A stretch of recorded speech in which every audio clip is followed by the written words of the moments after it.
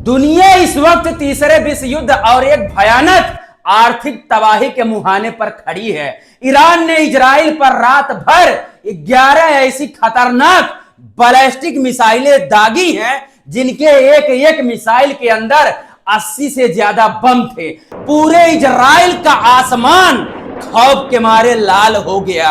अमेरिकी राष्ट्रपति Donald Trump गिड़गिड़ा रहे हैं, फोन पर इजराइल को डांट रहे हैं कि जंग रोक दो, तुम पागल हो गए हो। लेकिन इजराइल ने अमेरिकी के ही आत्मसम्मान को हवा में उड़ा दिया है। इधर यमन के हूतियों ने लाल सागर को ब्लॉक कर दिया है। यह इतनी बड़ी अंतरराष्ट्रीय तबाही है, लेकिन हमारे देश की जातिवादी मीडिया आपको वेज बिरयानी को पुलाव बोलने की डिबेट में उलझाए हुए है। आज इस महायुद्ध के पीछे का वो सच आपके सामने लाऊंगा जो आपसे छुपाया जा रहा है। वीडियो को पूरा देखिएगा। जी नमस्कार, मैं सुग्रीव कुमार। दोस्तों, ईरान और इजराइल के बीच जो अप्रैल में सीज फायर हुआ था ना, उसके ठीक 2 महीने बाद अब समझौता पूरी तरह टूट चुका है और महायुद्ध छिड़ गया है। 7 जून की रात ईरान ने इजराइल के ऊपर बैलिस्टिक मिसाइलों की एक बहुत बड़ी खेप दाग दी है। ईरान की रेवोल्यूशनरी गार्ड यानी IRGC ने साफ ऐलान किया है कि यह हमला लेबनान के बेरूत में हिजबुल्लाह पर हुए इजरायली हमलों का सीधा जवाब है। हैरान करने वाली बात यह है कि इजराइल का वो आयरन डोम एयर डिफेंस सिस्टम, जिसे दुनिया का सबसे ताकतवर सिस्टम कहा जाता था, वो ईरान की इन मिसाइलों के आगे पूरी तरह फेल साबित हुआ है। इजराइल का आसमान ऐसा लग रहा था मानो किसी चित्रकार ने उसे खौफनाक लाल रंग से पेंट कर दिया हो। दोस्तों, संयुक्त राष्ट्र UN में इजराइल के एम्बेसडर ने खुद रोते हुए माना है कि ईरान की इन मिसाइलों में से हर एक मिसाइल के पूरे मोहल्ले को मटिया मेट करने और सैकड़ों लोगों की जान लेने की ताकत रखती है। हमले के बाद तेल अवीव के बेन गुरियन एयरपोर्ट पर विमानों के अंदर बैठे लोगों में भगदड़ मच गई दोस्तों, और पूरे इजराइल में लोगों को तुरंत बंकरों और सुरक्षित शेल्टरों में भागने की चेतावनी जारी करनी पड़ी। ईरान ने इस बार अकेले हमला नहीं किया है, बल्कि इजराइल की 3 तरफा घेराबंदी की है।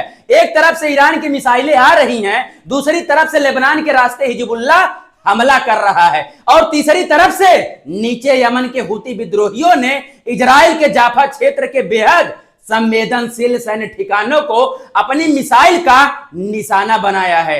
इस भयंकर हमले के बाद इजराइल के प्रधानमंत्री बेंजामिन नेतन्याहू ने तुरंत अपनी मिलिट्री और कैबिनेट की एक इमरजेंसी सिक्योरिटी मीटिंग बुलाई।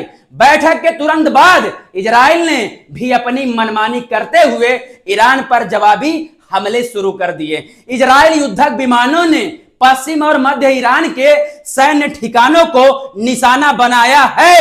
ईरानी समाचार एजेंसी इरना ने भी इस बात की पुष्टि की है कि तेहरान, तबरीज और इफ्तहान, जहां ईरान की न्यूक्लियर साइट्स हैं और उनके इलाकों में भयंकर विस्फोटों की आवाजें सुनी गई हैं। ईरान के खुजस्तान प्रांत में कारून पेट्रोकेमिकल कंपनी पर इजरायली मिसाइलें गिरने के बाद प्लांट में भीषण आग लग गई, जिसका धुआं आसमान छू रहा था। लेकिन सबसे बड़ा फैक्ट यह है कि इजराइल ने इस हमले के लिए सऊदी अरब, कतर या कुवैत के हवाई क्षेत्र का इस्तेमाल नहीं किया, बल्कि उसने इराक के एयर स्पेस का इस्तेमाल करके ईरान पर बम बरसाए हैं।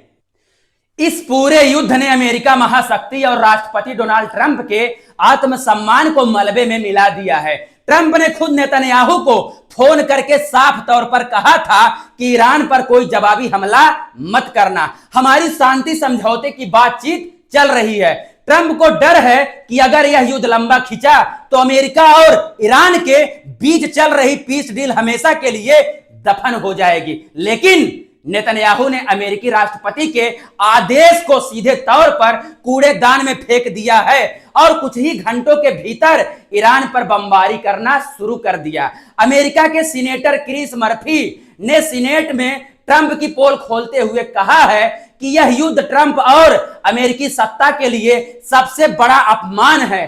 ट्रंप बहुत पहले ही इस युद्ध पर अपना पूरा कंट्रोल खो चुके हैं। अमेरिकी कानून के मुताबिक ट्रंप अब अपनी मन पसंदीदा सीनेट को मंजूरी के बिना अमेरिकी को इस युद्ध में सीधे तौर पर नहीं झोंक सकते हैं। यही वजह है कि बुरी तरह लाचार हो चुके हैं। ट्रंप अब दुनिया के सामने दिखा रहे हैं कि इस मिसाइल हमले के बावजूद हम ईरान से बातचीत जारी रखेंगे और समझौता होकर रहेगा।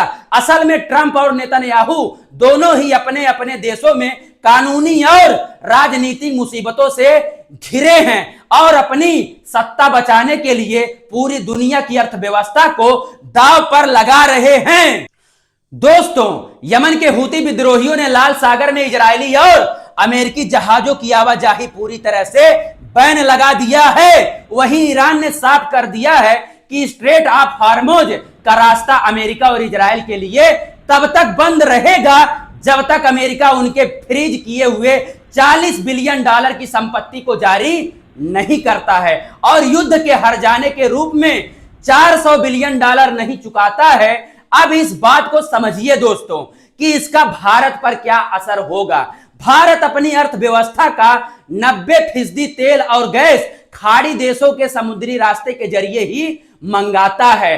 हम दुनिया में तेल के दूसरे सबसे बड़े खरीदार हैं दोस्तों। इस युद्ध के कारण स्ट्रेट ऑफ हार्मोज में भारत के करीब 1600 से 1700 व्यापारिक जहाज फंस चुके हैं जो वहां से बाहर नहीं निकल पा रहे हैं। अगर यह रास्ता लंबे समय तक बंद रहा तो भारत में पेट्रोल डीजल की कीमतें आसमान छूने लगेंगी और महंगाई बेकाबू हो जाएगी। हालत इतने गंभीर हो चुके हैं कि तेहरान में मौजूद भारतीय दूतावास ने अपने नागरिकों के लिए सख्त एडवाइजरी जारी कर दी है।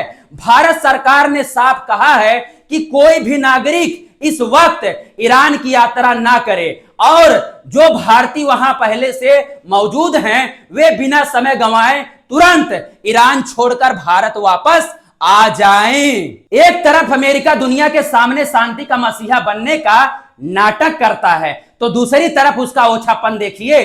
फुटबॉल वर्ल्ड कप में हिस्सा लेने जा रही ईरान की नेशनल फुटबॉल टीम पर अमेरिका ने सख्त वीजा प्रतिबंध लगा दिया। अमेरिका सरकार ने नियम बनाया है कि ईरान खिलाड़ियों को सिर्फ मैच खेलने वाले दिन ही अमेरिका के अंदर आने की इजाजत होगी और मैच खत्म होते ही उसी दिन उन्हें अमेरिका की धरती छोड़नी होगी।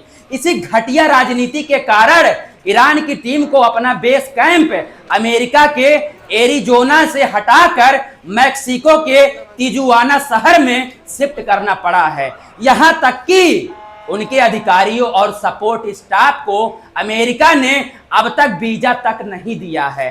आर्थिक, सामरिक और नैतिकता हर लिहाज से दुनिया एक बेहद विनाशकारी दौर से गुजर रही है।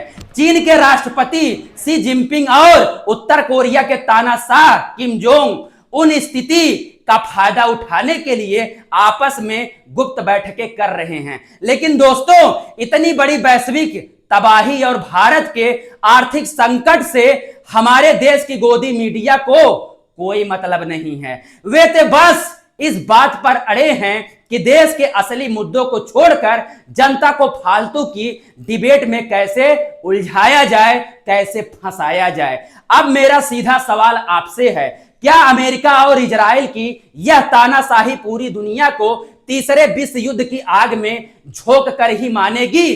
कमेंट बॉक्स में अपनी राय पूरी बेबाकी से जरूर दीजिएगा। इस वीडियो को ज्यादा से ज्यादा शेयर करिएगा।